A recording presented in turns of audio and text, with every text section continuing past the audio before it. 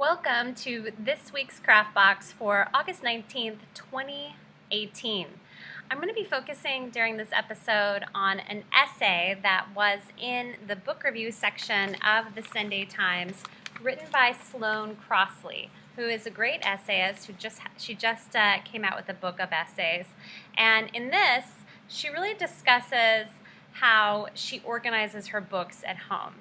Potentially, maybe not the most edgy of essays for people who are not book lovers. And again, it's placed inside the book review, which probably only really book lovers are going to read. But I really think that there's a lot of great humor in this essay. So I think that this is the thing that I've really been gravitating a lot more recently to in the New York Times, in the places where I can find humor in all kinds of essays and really strong voice and personality in all kinds of essays. So this essay is about how she doesn't have a bookshelf, which doesn't mean that she doesn't have a lot of books. It just means that all of her books are organized on this molding that goes around her apartment that's supposed to be decorative. You can see a picture of it here, but it actually is what she sort of used as a bookshelf when she didn't have space for a bookshelf. So she discusses how this has a certain positivity, but also a certain kind of danger associated with it. And in this second paragraph, she says, "A library that lords over me 24 hours a day in a single file chain."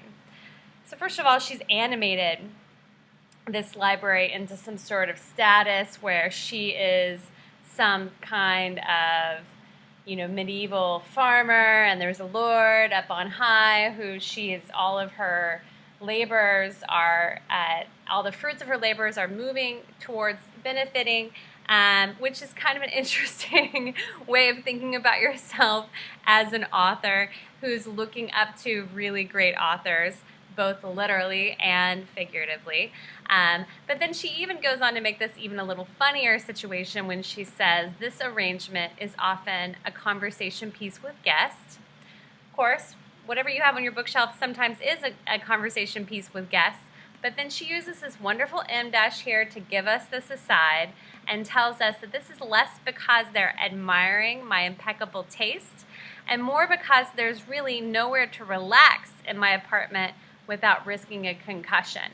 So this is really funny in how surprising it is. Almost all the moments of humor that I've been identifying in Craft Box videos lately have been about surprise. I really do think the humor is in the surprise.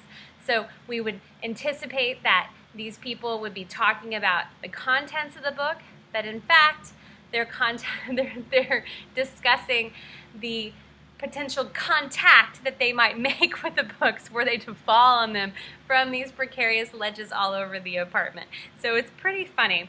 Another move that she makes that I admire, that I've also been admiring pretty frequently, is a move that she makes when she discusses the various ways in which people have been organizing their books, and the ways in which they've been using bookshelves in decorating.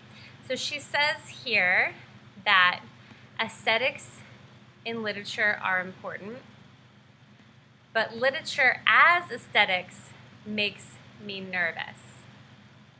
Such a beautiful, balanced statement where she takes these two terms and then flips them and discusses how they have to be in a certain order.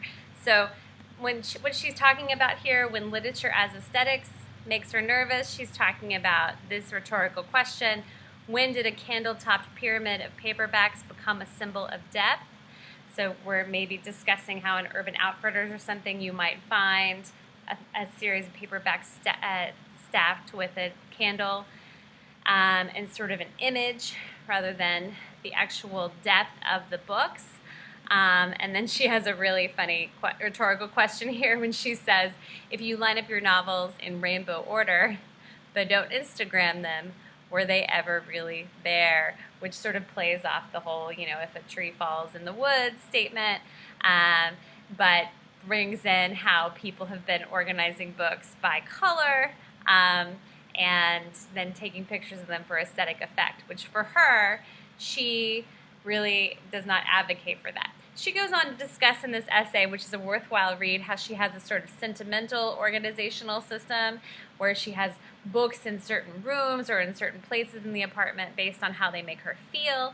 So it's definitely worth a read. But these two moments of both humor and also of a really strong balanced sentence where the abstract terms are reversed are what I admire about this essay.